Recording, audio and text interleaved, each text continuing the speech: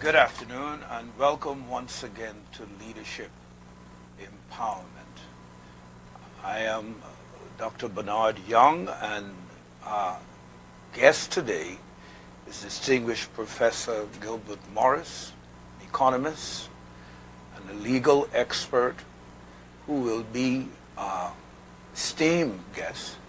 We will be discussing our general theme, nation building, but more importantly, examining nation building from the Singapore leadership model. And welcome once again to this program. I just want to open up with a short prayer, a short scriptural text, and then we'll plunge right in. Welcome to the program today, Doc. Thank you very much. Let us pray.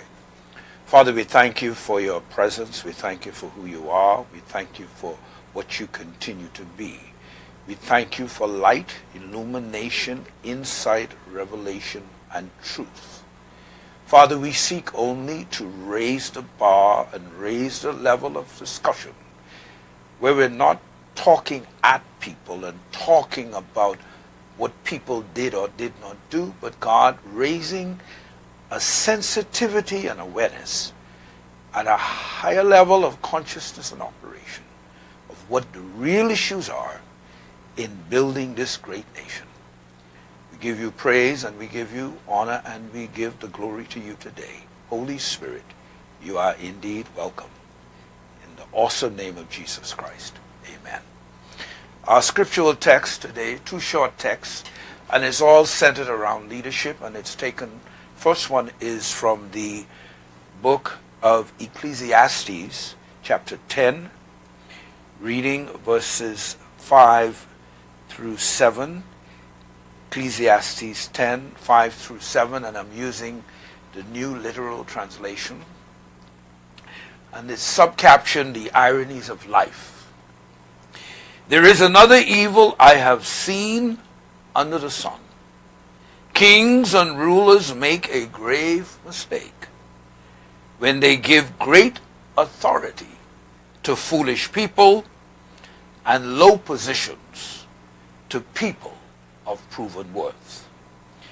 I have even seen servants riding horseback like leaders, and leaders walking like servants.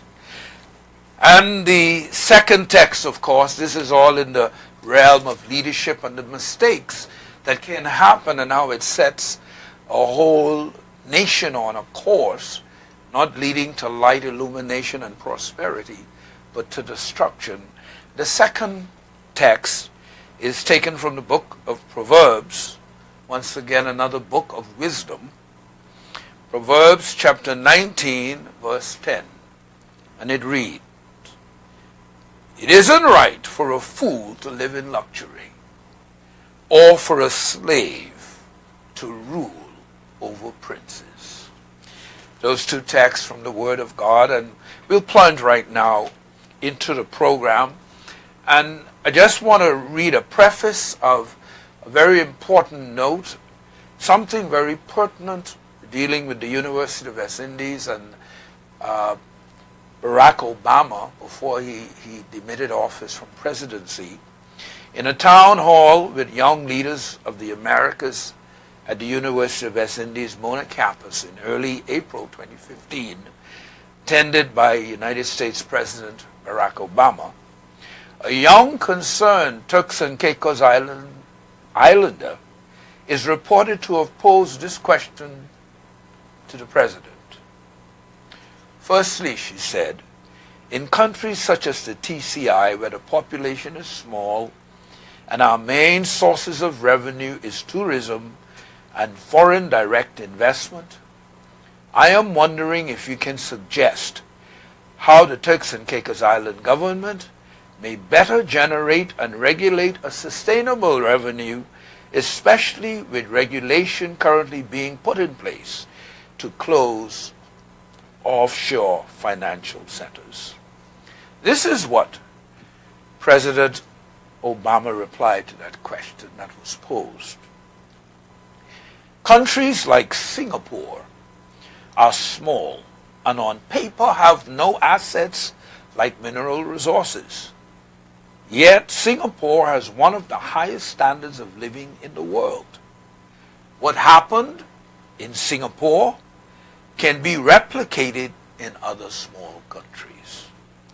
Number one, he said, Singapore made an enormous investment in people. If you develop a highly skilled, highly educated, and competent workforce, investors want to operate and set up offices where there is a trained workforce.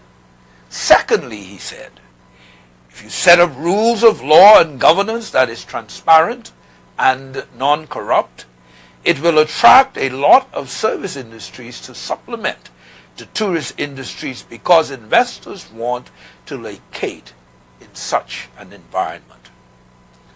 What deters investors from investing in most countries is the following, according to President Barack Obama: corruption and inefficiency, lack of skills, lack of infrastructure.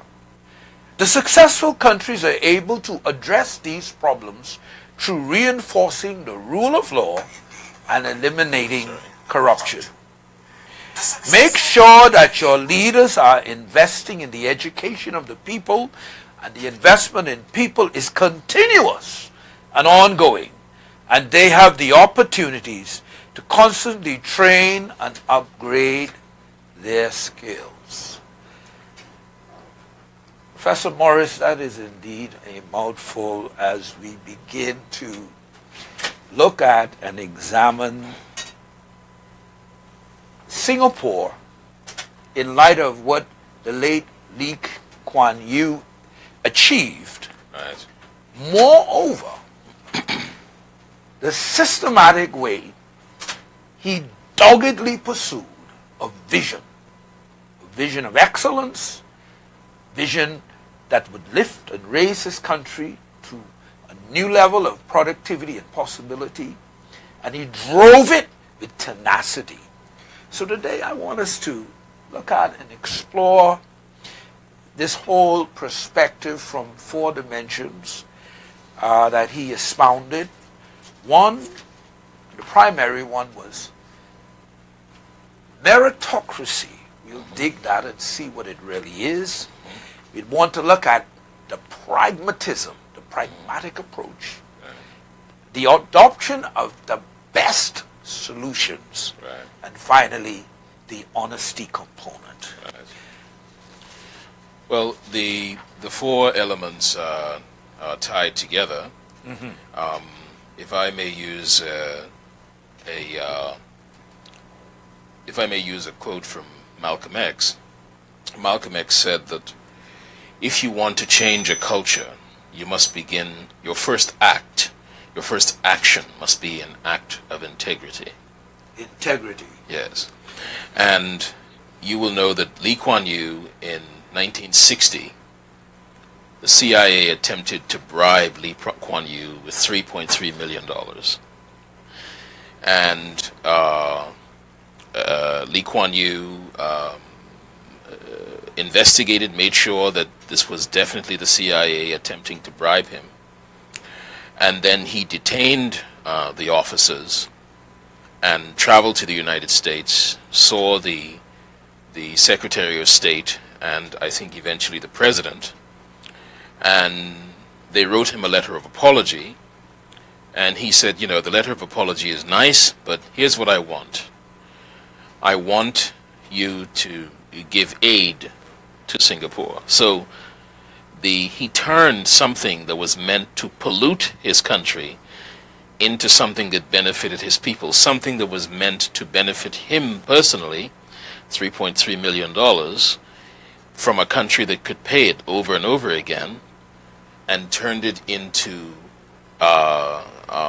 aid for his country. Now, it's important to understand that at that time, Singapore was having a very, very difficult time. The British had abandoned them. The British had removed their troops. Malaysia was threatening to invade. Right. Indonesia was threatening to invade. the original name of Malaysia was Malay, and the SIA is for Singapore because they were in a federation, Right. you see. And so they threw Singapore out of the federation, and so Singapore was on its own. And so it found itself in this situation, and rather than respond desperately, they reacted, as Malcolm X said, or conducted themselves, as Malcolm X said, by an act of integrity, and that act of integrity set the foundation for how Singapore would be treated from that day to this. Now, it is pivotal and critically important for us to fully comprehend and understand this. This initial deposit of integrity, this thrust against corruption, Right. from a power that had money, that had resources, but its main way of penetration Right. into any country Right. is to bribe or Cajole or yes. yes, absolutely. induce Yes, absolutely. leaders to go on a path that starts the ball game off wrong. Right. And here's the interesting thing. Even if you say, well, they took aid, they were in the business of looking for partners long before that. Yes. But because of the act of integrity, they could get the aid they wanted, not the aid, because America had aid available to give. You could just say, well, you could apply for it. But because of the act of integrity, they got to choose the aid that was commensurate with their particular needs. So they weren't marshaled into some office with some civil servant who said, okay, your application has to go here, and this is the amount of aid we give, and only for these reasons. And it could have also been a test by the United States It could have to been. see if Yes, absolutely. he was indeed Right. incorruptible. Yes, and he proved that point. And so, in addition to that, one of the differences between, the Bahamas and Turks and Caicos are the two countries with the highest potential, in my view, to replicate Singapore. Cayman to some extent, to replicate the success of Singapore. Right. But remember this: the Singaporeans did something. We set up in the Bahamas. We set up the hotel corporation. We set up all these corporations. Here in Turks and Caicos, we have the civil service and governmental structure which was given us by the British. Right. The Singaporeans had the same system, but they sat down and they created a starting line. And they said, okay, now, Singapore Airlines, we're going to give you a certain amount of money. Don't come back to us for any more money, because there will be no repeated. So unlike Bahamas Air, where you just keep giving money, the Singapore Airlines, they said, listen, we're going to give you a certain amount of money. That's all you're getting. Make this work, right? Right. And they built the world's leading airline. Wow. Right? They said, we need to get into financial services. They didn't just copy somebody's legislation or follow somebody's method of doing things, because in that situation, you don't know what you're doing. What they said from years ago, we're not going to engage in tax arbitrage. We're not going to deal with shady banks. We're not going to deal with shady characters. That's what they said. From Jump Street. Absolutely. 1963, 64, 65, in that area, in that range. And what they said was, oh my goodness, let's look at a way that we can wedge ourselves into the world in a way that's inconsistent with our size. Meaning, we're small and insignificant. Let's get ourselves up to the big table, and let's anchor ourselves in something that everybody at the big table will need us. All right? So that's what they did. And what they did is they noticed that forex trading, foreign exchange trading, Right. it started in Frankfurt, moved to London, moved to New York, and then went blank for 6 hours. There was no 24-hour forex trading. Okay. So what they did is they got together with those three financial centers and said, we'll pick up the other 6 hours. Right. So now you've got Frankfurt, giant global financial center, handing off to London, giant global financial center, handing off to New York, handing off to Singapore. So Singapore is now in the that game. niche. here in the game. Right. And this is how small developing countries have to think for themselves. And I've been saying in recent years, and I've been writing about it in my new book called the Special Economic Matrix, is what I call it. And if you look, I mentioned Turks and Caicos and the Bahamas. If you look at Turks and Caicos and the Bahamas, if you take our location, right, if you take the property values that we have, if you take our population size, right, if you take the weather, beaches, the relative beauty of the environment, and you take our potential because of all those four things, what we have is, if you took the realizable value of all those things, particularly the property value, right, and you matched it against the cost of governing ourselves, so taxes, right, that value will outpace the cost of governing ourselves exponentially. You say, well, why is that the case? So what am I really saying to you? I'm saying to you, we are a man living in a house made of gold, the foundation of which is solid gold, all right, all underneath the earth, solid gold, but we're eating stale cereal because we have no understanding of the value that and why is that? Because we have not erected systems to monetize that value. You cannot erect those systems in a cronyist situation. Okay. You can only erect those systems using methods that Singapore used, not just honesty, because there are lots of broke honest people. True. Right? There's honesty and there's ingenuity. So they had both. They couldn't be corrupted, and they had a plan. They were innovative. That's right. So when you think about those two things, all your listeners, if your listeners would learn anything from me today, the location of Turks and Caicos, its size, the relative value of its natural resources, and we are archipelagos, the Bahamas and Turks and Caicos, but I'm one of these people who counts the ocean as a resource, because in Japan and South Korea, they have been mining water from 3,000 feet down, where all the microbes have been pushed out, and purifying that water and selling that water in their region. So they're mining water because of the water quality. Well, if Japan can do that, I should think that we'd be in an even better position to do the same. So I count the ocean as part of the resource for a wide variety of things.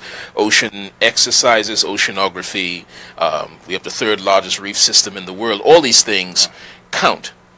When you build a country, someone asked me a question the other day.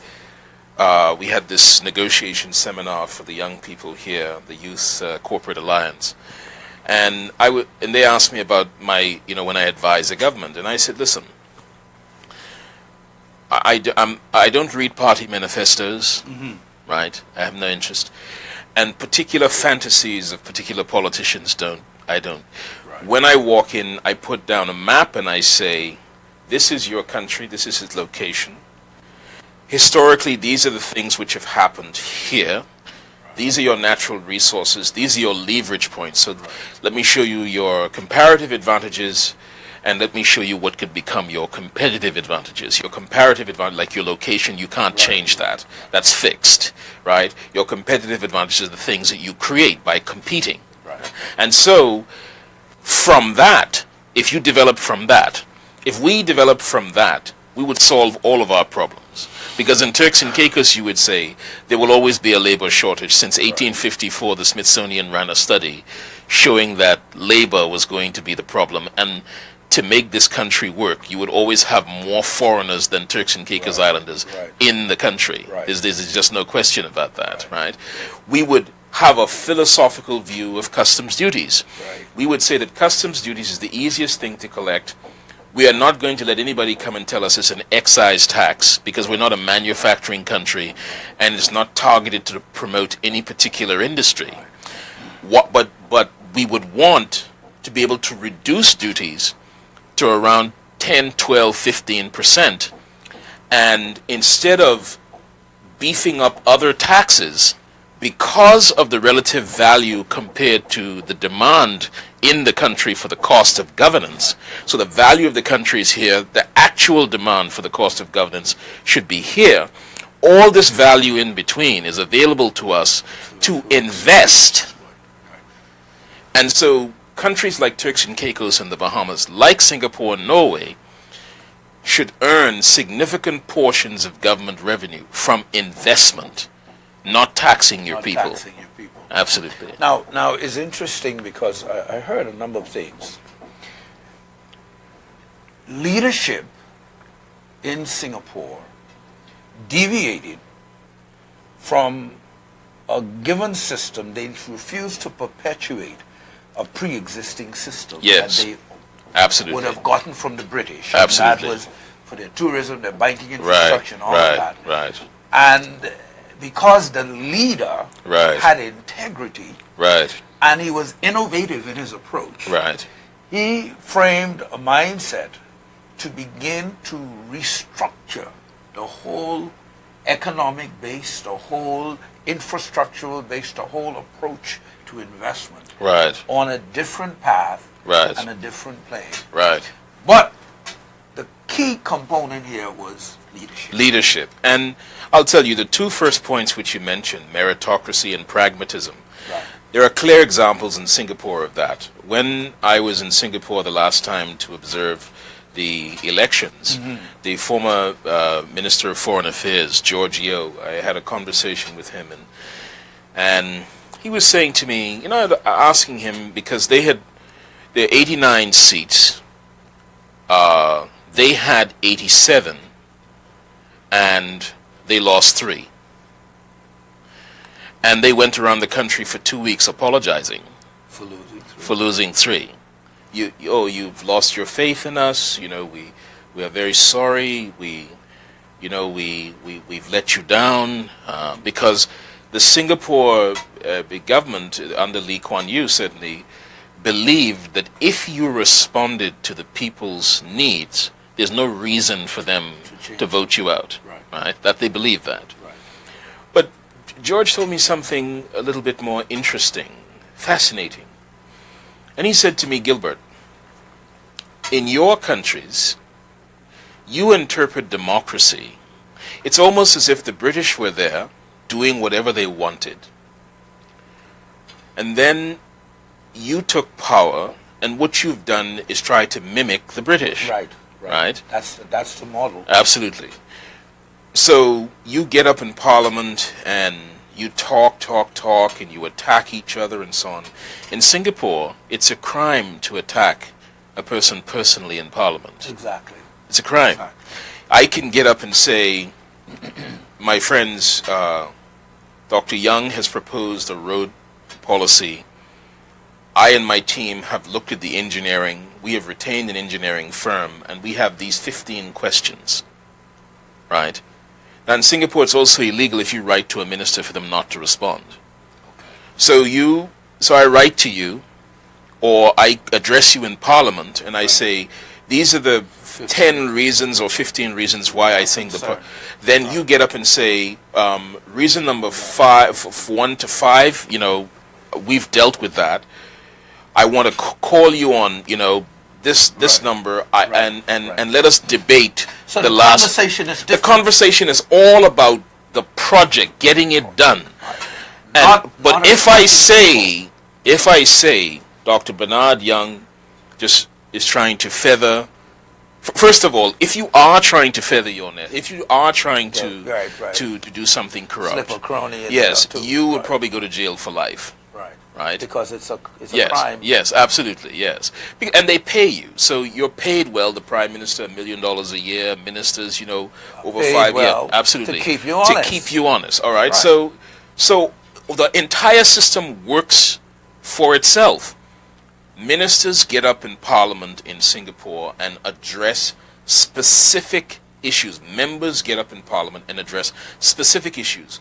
We, and the problem for us is both our populations in the Bahamas and Turks and Caicos, we say it's disgraceful the way these people behave in Parliament. In Parliament, right. But we take entertainment from it. Of course. We take entertainment from it. They speak like to a each soap other. opera. Yeah, they speak to each other exactly as we speak to each other. Absolutely. And so we've cultivated that bad behavior, bad and we've behavior, cultivated the nonsense that And the goes on in foolishness. power. Yeah, Absolutely. We've yeah, cultivated yeah, it. yeah. And so these are so meritocracy isn't just hiring the right person. Pragmatism Right. isn't just Right. following a policy. Right, it's right, procedures and processes Right. that are clear, precise, Precise. transparent, and people can see Right. the substance of what's going on. That's extremely interesting. Right. One of the reasons and one of the visions of this program, Leadership Empowerment, is to alter the tone and tenor and substance of the conversation. Yes. Because in most instances, we read people are hammering each other on Right. different personal issues. Right. Well, you didn't do this and you didn't do that and you promised this and you promised that. Right. But the real substance and issues that's affecting the country short and long term Right. are not being even analyzed, Right. not being even talked about, Right. not even being addressed. There's no roadmap. There is no planning, Right. and in the absence of that, then we go gangster on each other. Yes, absolutely. And that seemed to be the kind of environment we not only have come out, but we continue to perpetuate and continue to manufacture. Yes, and the problem is that over time, the price for that goes higher and higher and is more and more significant. Exactly. And begins to threaten your existence. So the Bahamas in this case is at a stage now where the debt to GDP is approaching 80%, although I think that the examination of debt to GDP is very bad. Sorry, the matrix of debt to GDP is a very bad measurement tool because the government does not have access to the total GDP to apply to its debts. Right, and when you do it the right. other way around, right? Neither does it control. That's right. So when you do it the other way around, right. It's more like 300%, 400%, 500%. Yes. Right. Now, I could be wrong about this, but this, the recent hullabaloo about all of the debt ratings and the ratings of the country, it can become a punitive tool in the hands of powers. Yes. To punish and limit certain developments Right. in countries. Well, that's how do you well. do That's that? why the United States doesn't. When you look at Caribbean countries, and I can tell you, I teach in Washington D.C. The way they look at the Caribbean is, look, we're not going to arrest Caribbean leaders anymore. We're not going to do that. We are going to have the data. And if they are corrupt, we will know it. And believe me, if you are corrupt, they know. They know. They know. Right. They have your phone records. They have your browser profile. They have everything. Believe me when I tell you you. didn't get a letter. Yes, they have it. They have it. Absolutely. And they use subtle pressure now. So some people will say, well, thank God the United States hasn't moved against us as yet. Yes, they have. They've been deporting hardened criminals who have some connection to our countries, but who didn't grow up and in some cases were not born within our countries. Their parents may have been born there, so they're sending them back. They are reducing visa approvals of visas, and people who've had visas all their lives are now being denied visas. So that is pressure being applied in one way or the other. And if you look at what's happening now for the Caribbean, for 50 years, we've basically creating a begging enterprise, begging the EU, begging Britain, begging the United States. Mr. Trump's administration has cut off aid, so there'll be no more begging of the United States. you can't beg Britain because they're now in the throes of a very difficult Brexit, and you can't beg the EU because they don't know what their policies are going to be going forward, and they've got 3 elections, 3 opportunities for European leaders to say, I want to get out of the European Union. So their focus is on that now.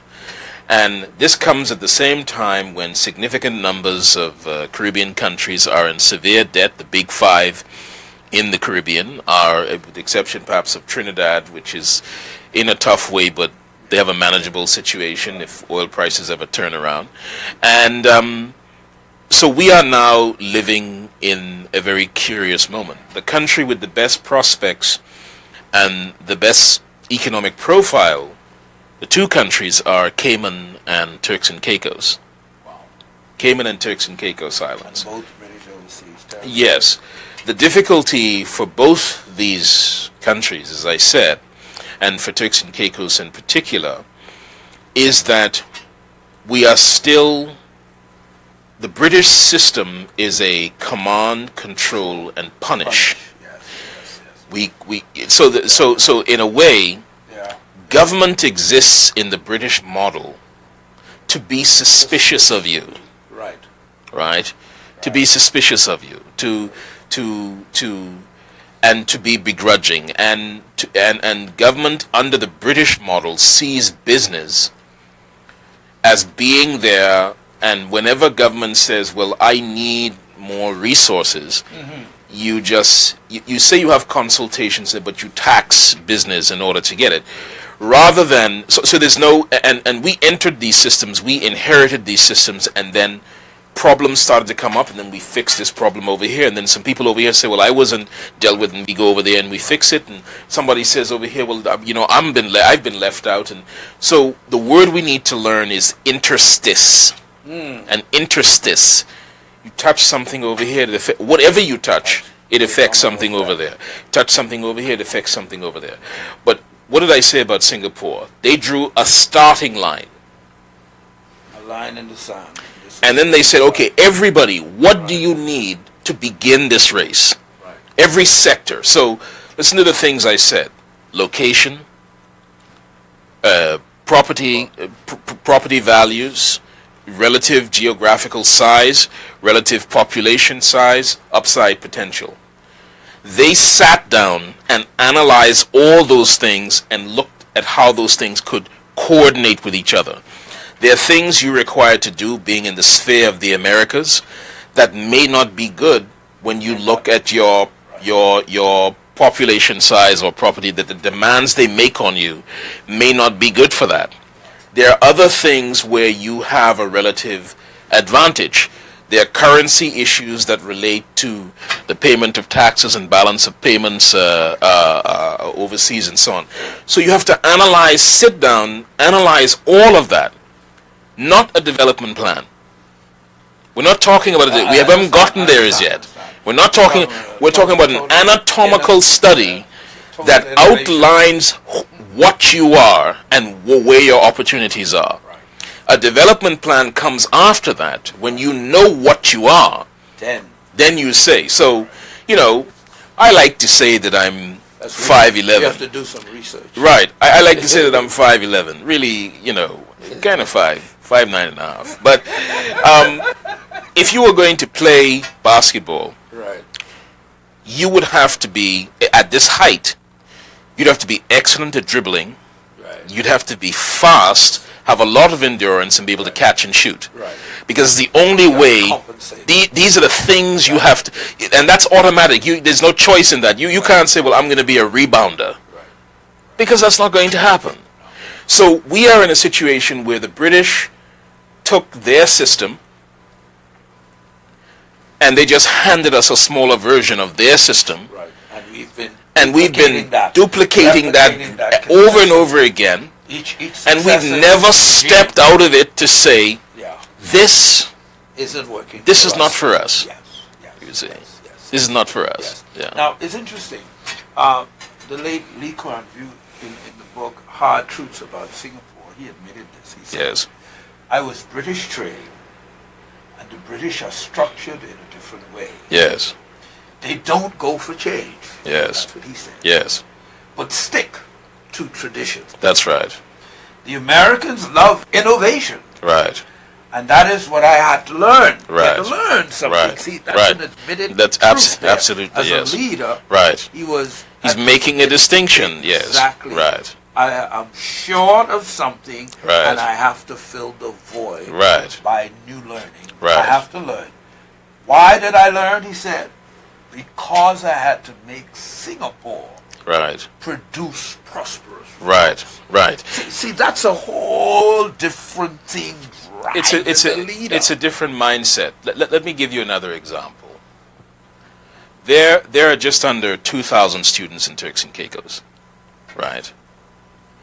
There are probably under, I'd say maybe under 90 or 85,000 students in the Bahamas. Right.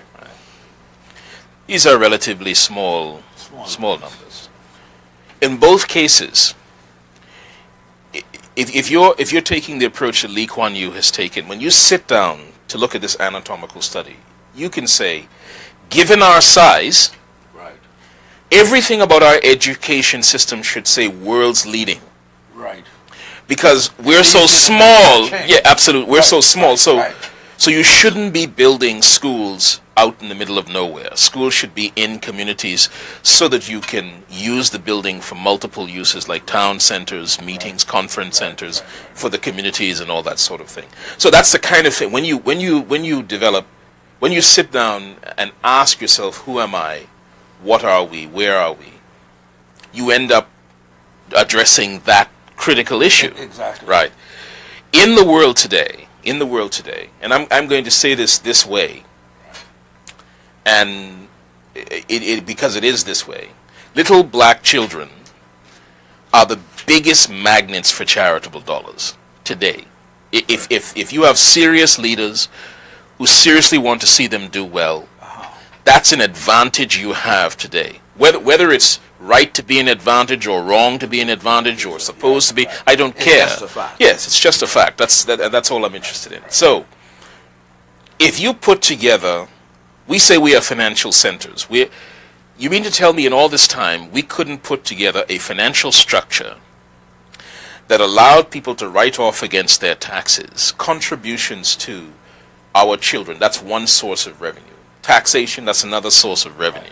Large corporations that want, so for instance, Dell, Apple, Facebook, Google, all do extensive beta research to understand whether or not their systems work.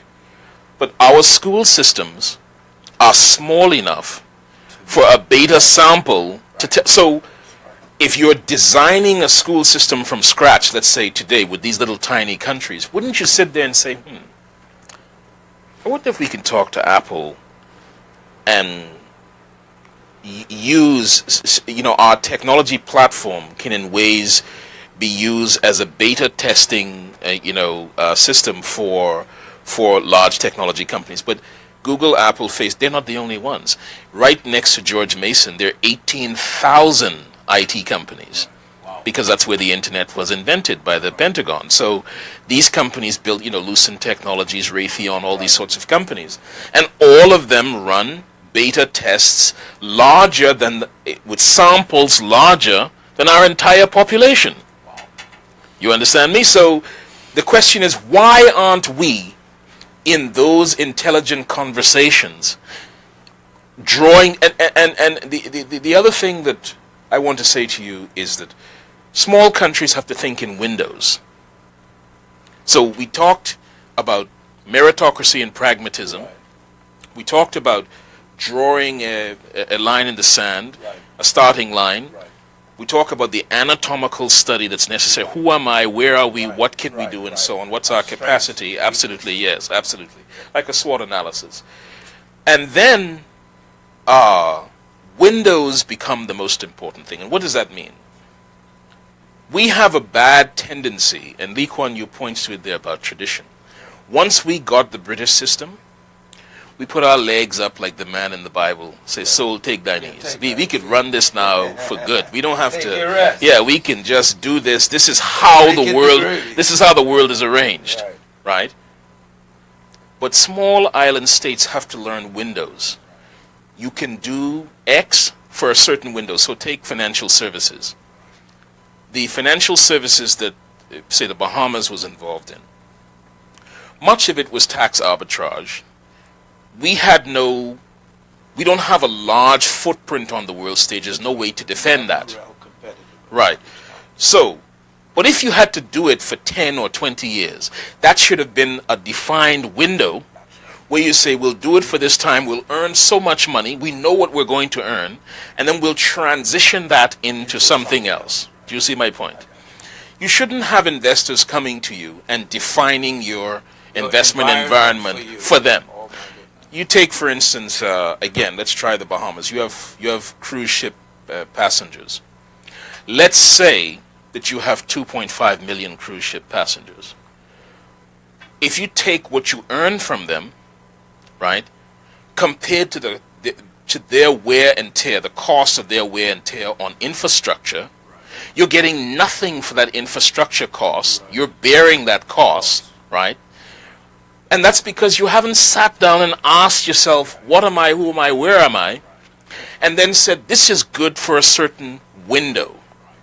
I want to earn so much from this so I can transition to something that is more amenable, to my success and my prosperity. And these are the sorts of things which, governments have to do. And if you look at the great corporations of the world, they're constantly planning, innovating. I mean, you think about iTunes. iTunes was not part of the plan of Steve Jobs. But because they're constantly asking, who am I, what are our opportunities? That question came up. If he was promoting his sister and making sure his children were on every board, making sure his friend, who can't read was, the head of this or that, the problem would have been you would have never had that kind of conversation. You see my point? So that's the issue there. To those of you listening in on radio or streaming the internet or any other platform, distinguished guest today is Professor Gilbert Morris. He's a extremely world travel and global travel person who has been advisor to many governments and corporate institutions. And we're looking at examining today on leadership empowerment. Our general theme has been nation building, but more importantly today, we're examining the Singapore model of leadership. Now, Dr. Morris, you just indicated something. This absence of true line in the sand, a true anatomical study, even to the point where our investment in education, without such a study, we don't even know how to deploy resources right. No. We don't know what to really develop. We can't even take an environmental scanning to see and know how to even, train or develop our young human resources in our schools. Yes. So this is extremely disturbing. Not only disturbing, but it lets us begin to really comprehend where we really are. And sometimes when we compare ourselves to ourselves, we're the best things in sliced cheese. Oh, well, this is we in the Caribbean, again, where are we, who are we, what are we? In the Caribbean, any thinking leader would have as a major concern the rising oceans and the dying reefs, right? Because that's two things that undermine your viability. They increase your cost because now you have to import fish and you can't sell your originating native catches and so on. but it may lead to the elimination of your only advantage, which is sand and sea, right? And you don't have to have complete beach erosion. What you can have is something when we used to go to Taino Beach when we were children in Freeport. If you look, the wave churns near the shore in a big way. So you could walk out if you go to Taylor Bay here, you can walk out 300 feet and the water's around your knees. Some parts of Taino Beach, you walk 6 feet and you down in a hole because all these things affect tourism. They affect your people, and that's what you should be looking at first, because our concept of tourism, again, because we haven't asked ourselves these questions, seems absolutely is very bad. Tourism is not people coming to visit your country and going to your beaches and eating in your restaurants and so on, and then leaving. Tourism is not coming up with an idea of a cultural event that you saw somewhere else to entertain the tourists while they're there. Tourism is not acquiring all the shops that are available in the places where the tourists come from, and selling them the very things that are available to them in their country for 60% more. Isn't it amazing? But that's the same model that a lot of the investors who have come Yes, to invest in absolutely. tourism So this is what they do. Exactly. Now, tourism, in my view, begins with enriching your own culture. Treat your people well. Right. Ensure that your people live well. Right. The tourists come to enjoy the lifestyle that your people are living. That culture. They come to live with them. They come to, and you can see an example of this in Copacabana Beach, Right. And Ipanema in Brazil. Because everybody is at the beach. The tourists come to interact and be a part of as the young people say, the vibe that the young people create. Yeah, absolutely. And all the favelas around Rio de Janeiro are places where there are restaurants and people and things, and people go there, to dance and to have fun and that sort of thing. Same thing in Puerto Madero in Buenos Aires, where they built new restaurants, nightclubs. You go to tango, and God, they eat so much meat, it's unbelievable. You go there, you eat meat. I mean, and I'm talking, I didn't bring that to them. That's what they eat. The locals eat that, and so I'm talking now in a manner that reflects the local culture. So people go to Brazil to immerse in what Brazil what is. Brazil is. Yes, absolutely.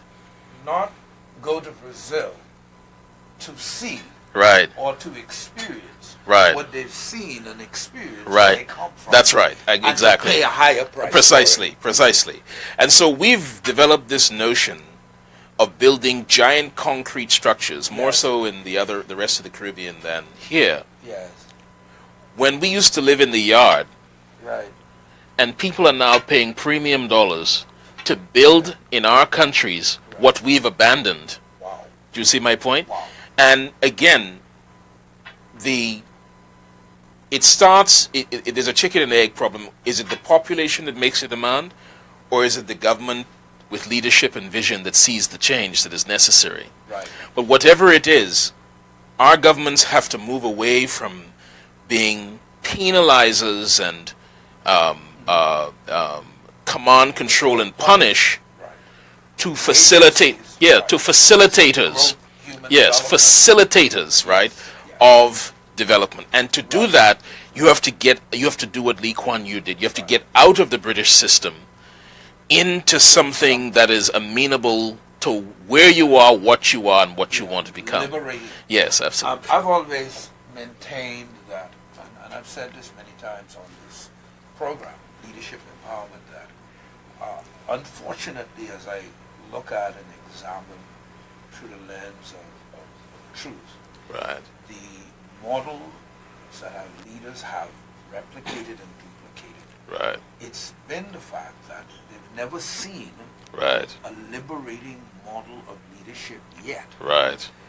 In truth, in action, Right. that they can touch Right. and see. Right. So not having an understanding of that, not having a mental picture of that, Right. all you have is what's been handed to you, Right. that you see successive leaderships Right. duplicate Right. and produce. So now, when you take people out of their comfort zone, which is a comfort zone where leadership is based on bloodline, family line, social promotion, cronyism, friends, lovers, and family, not color, and all of them kind of things that get in the way. Right.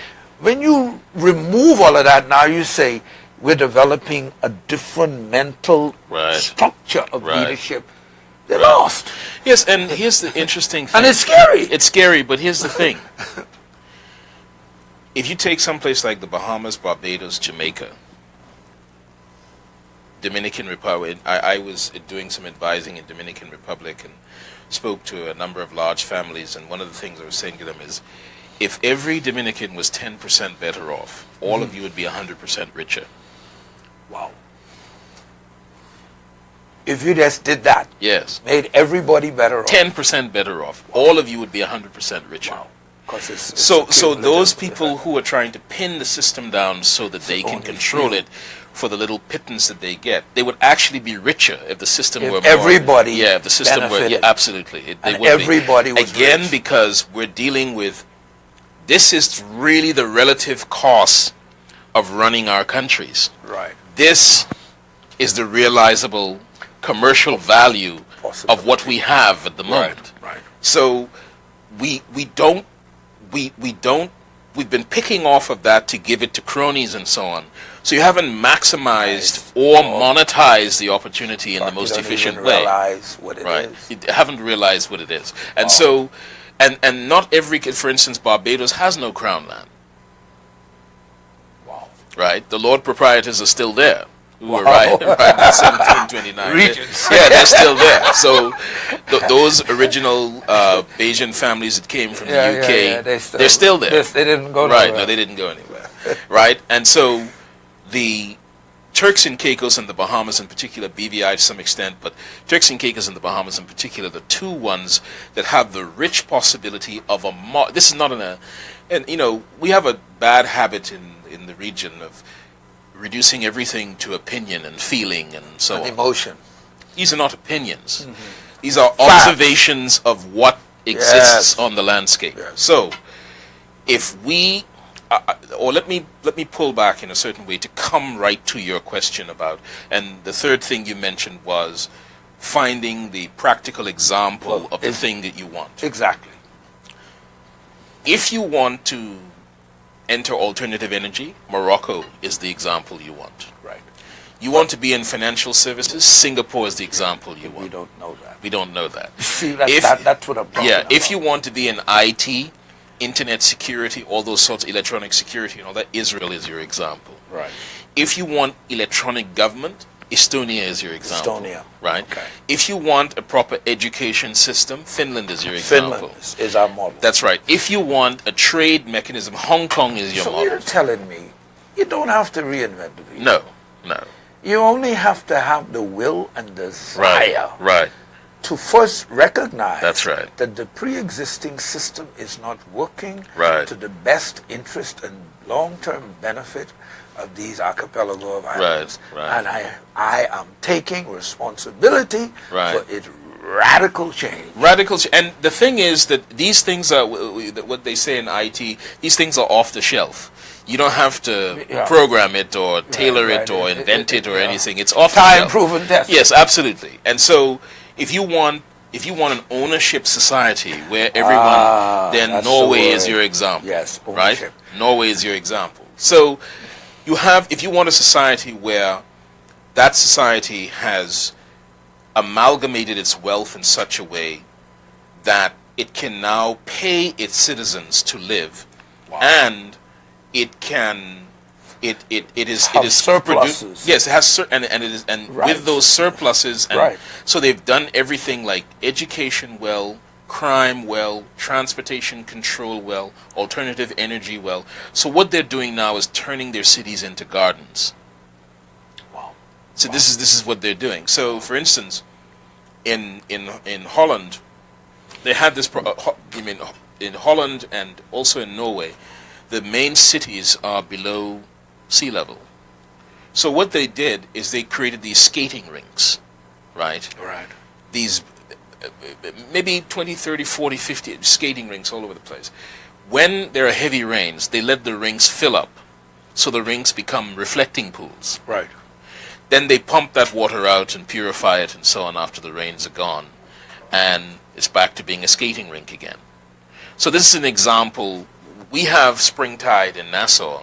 When you have spring tide in Nassau, there's no skating rink. You just lose your shoe or your car gets stalled or whatever have you, and you say, man, the spring tide is here again. Right. We keep saying that. Right. We've been saying that. Right. But we haven't engineered a solution for it. We have the same problem here in Provo. When it rains, downtown floods, all these places floods. But we haven't come up with a solution, Right. all right, that says that we are going to engineer our way. We know this about, so if we sat down and say, what are we, who are we, what prevents us from being all that we need to be, this would come up on the list. Right. Instead, the way we're treating this problem is it shows up, we don't see it as connected to a bunch of other things, so we just try to fix that. Without seeing the repercussions. Then the fix is temporary, and we don't say, Band-Aid. instead of just trying to fix that on its own, let's develop a water strategy and a town planning and management strategy that encapsulates all of that based on who we are, where we are, and what our needs are. And then if you approach problems from that perspective, you have a much more efficient proposition. You have a greater chance of reducing the cost of managing ourselves, so taxes, and being able to monetize and bring commercial value to our true intrinsic value as a country. Tell me something, Doc. There is some concern of mine. The system we have inherited, the command, control, and punish, does not lead to innovation. No. And innovative thinking. No. It does not stretch you beyond your normal paradigm. Right. To see things through a different lens. Right. And it creates and perpetuates workers, not owners. Right. Yes, it does. And this, you've hit on something very important.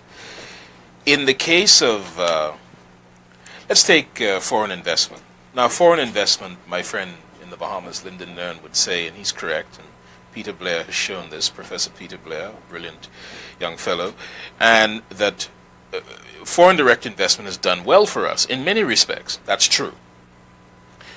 But it has done well in spite of our lack of innovation, in spite of our inability to exploit it for what it is. Right? If you take our model throughout the Caribbean has been foreign investors come, they provide jobs for our people, pay us a little bit of taxes, and then that's good. Then we spend all our time chasing them down and hounding them if they want to fire one person because we sold to our population that foreign investment means jobs. Right. But that's the wrong approach. Yes. Right? That's the wrong approach. Foreign investment, the main, and for this reason, many of us, the governments in the region, end up in this situation where we say the provision of jobs and the existence of the investment are equal. Right. But that is nonsense. Right, it's not. If you're going to have an investor on the landscape, foreign or domestic, the most important thing is what is required for that business to be profitable, not whether it provides jobs. Right, exactly. Because you can have a data storage facility that makes hundreds of millions of dollars run by 12 people. Do you see my point? I got you. So the issue isn't eventually that you top out with that. You top out with that, right? Yeah. But because we aren't innovative, I give the example of the gentleman who makes the coffee. I was with a group of people at the Satai Hotel in Miami when Nespresso was launched, Okay. right, by my friend Michelle. And when I looked at it, I didn't have the idea that it was going to be so pervasive. Mm-hmm. But now Nespresso is in every type of hotel anywhere in the world, Wow. right? What does that mean? That means that the young man who used to bring the coffee at night, his job is obsolete. Absolutely. Fingerprint recognition, iris scan recognition, and these sorts of things are going to mean that check-ins and that kind of thing are going to be a thing of the past, Exactly. right? So, what you'll have in hotels are hospitality persons who can do anything. Right. They are multi-talented people. They may have an iPad and you put your thumb, they check you in if you have problems and so on. They deal with all the issues related to you. They call you a car. They do all that sort of stuff for you. So the way we see a hotel, but we're not on the cutting edge of any of these innovations. Right. People come to us, decide how a hotel is going to function.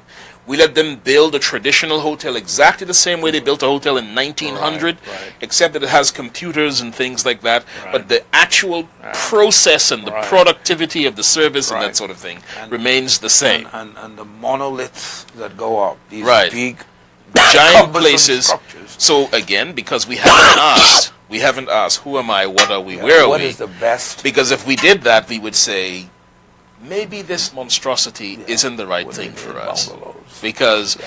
the forces that are arrayed to keep this profitable are unsustainable. We don't have the carrying capacity for that.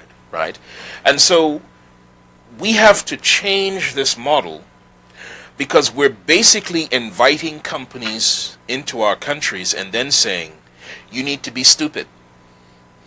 You need to ignore developments that are happening in the world. You need to ignore innovations. Go to sleep. And all we care about is that you just keep having some the same jobs. level employees that you had before, and we are going to fight on that basis. When in fact, if you take the innovation and machine learning and artificial intelligence contributions, Right. every 16 months, most companies where technology plays a significant role should probably be reducing their staff by 10 to 15% forever. Wow. So if your model is jobs rather than the special economic matrix, which I mentioned before, Right. get the investors in, you have a window, Right. work that window, know where the end of that window is, and you say, now, the windfall from that, I'm going to invest in my people to create, as Norway has, the ownership society. Now, Singapore did something very interesting. Lee Kuan Yew, under his leadership, he developed something called a sovereign wealth fund. Yes, absolutely. And from my readings and understandings, as investors and investment came in, Right. the historical way corruption happened was some politician Right. got something under the table Right. to facilitate the smooth flow Right. of that investor having his investment in Right. the country. Right. And then that politician's sister and Right. brothers and Right. family members Right. all got hooked into the system. Right. And Lee Kuan Yew did something radically different. Right. Right. He did. And Created a sovereign wealth fund. Yes, you're coming into this country, Right. and this is the based on what we want. This is what you're allowed to do, and this Right. is the money you're going to make, and Right. we want you to make money. We That's want you to be absolutely- successful. absolutely. However, your contribution to my sovereign wealth fund Will is be to help X. develop Absolutely. my people. I ain't taking your money Right. personally. So that's why in Singapore, if a company hires you, you get a work permit right away. exactly. So Exactly. I led a diplomatic mission there with Exactly. with the Honorable Floyd Hall when he was Minister of Finance and Deputy Premier, and he asked his number two, the Deputy Prime Minister of Singapore. He said, "So, how many people do you have on work permit? What's the population? 2.8 million, 2.6 million. How many people do you have on work permit? 1.2 million. Wow, right? How do you process all of those? We don't. Why don't you? Because, number one, The law is very clear, and if our companies breach the law, they know what will happen to them. Right, yeah, that's yeah, one. yeah. The law So has enforceability. Yes. Number two, we train Singaporeans so highly that they, instead of, and this is the most important thing for us to understand with small microstates, our people shouldn't be competing with each other for jobs. Our businesses should be competing with each other for people. Wow. That means you have trained, talented, skills that are sharp, and could even be, in fact, part of Lee's success was some of the trained people in Singapore get exported. Absolutely, to other countries. but that was part of the problem. So they had this churn going on, and they had teams of people that would go around the world and literally beg talented Singaporeans to come home to head up So when you came home, you weren't coming home to drudgery. No. You were coming home to bigger salaries and greater benefits than you got in the job that you had abroad. Wow. Right? But that requires a way of thinking. So what did I say to you before? In terms of our size, we should be thinking that our education system, for instance, in the Turks and Caicos, that we, given our size, given the resources out there that are available to us, right, and all we have to do is show up with a plan, we should have the deepest internet penetration in the world, largest number of students graduating above the FISA average in the world, wow, PISA average in the world, right, largest number of students on a competitive basis. So if you take the top 15 countries in the world where an A is an A in all those, so an A in Japan is an A in Norway is an A in, right, I'm not so sure that an A in Japan, Norway, and these places is an A in, say, the United States or Turks and Caicos or the Bahamas. Right. So what you do is you send your students there to compete, you send your teachers there to engage in, pedagogical methodologies, right, and that kind right, of thing, to ensure that you're always on the cutting edge. Right. So that your students are ranked top in the world because they're small. The amount of computing technology available per student is the highest in the world, right? The mastery of the 12 technological literacies are the highest in the world, right? So small countries have the opportunity to create this nexus in which you can be a world leader, wow, in these things. But that, you only come to that when you draw that line. You stop following fashion, right? And you say, what are we? Who are we? Where are we? What do we want to be, right? And if you're capable of that, you're capable of getting to the cutting edge, or what I call the bleeding edge of technology. Okay, we're winding down in a few minutes of the show.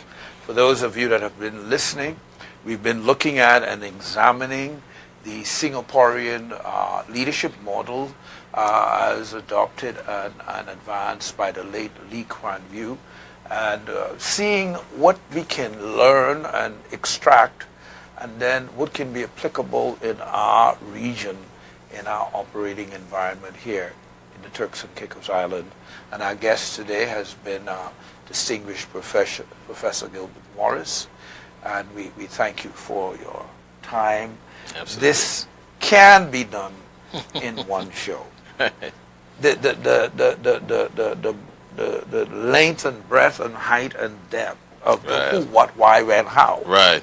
Can't be. We have to, so it would be interesting to engage in a process where we actually sort of laid some specific things on the table about who we are, where we are, what we are, and what are the industries and opportunities that are amenable to those facts, right, those anatomical facts. Right.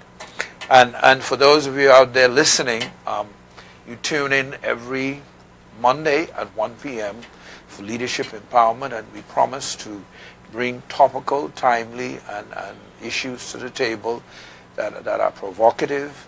We're seeking to raise the conversation, raise the bar, to ensure that when we now speak, our populace speaking specifically to issues affecting their lives, and knowing with the full understanding of what they need to do and say.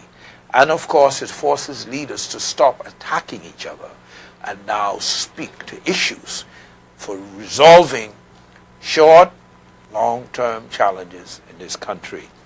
I'm Dr. Bernard Young. And before I leave, I just want to leave you with a small something from the late Dr. Carter G. Woodson. He said, and it relates to leadership, if you can determine what a man should think, you need never concern yourself with what he will do. If you can make a man feel inferior, you will never have to compel him to seek an inferior status, for he will seek it himself.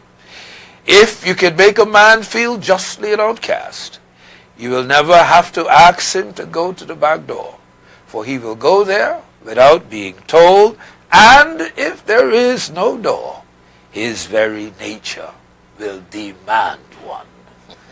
It is an amazing thing, leaders out there, whether you're political leader, church leader, family leader, community leader, whether you're a leader in the legal profession, leader in business, finance, in the hotels, wherever you stand as a leader, it is time to wake up, everybody.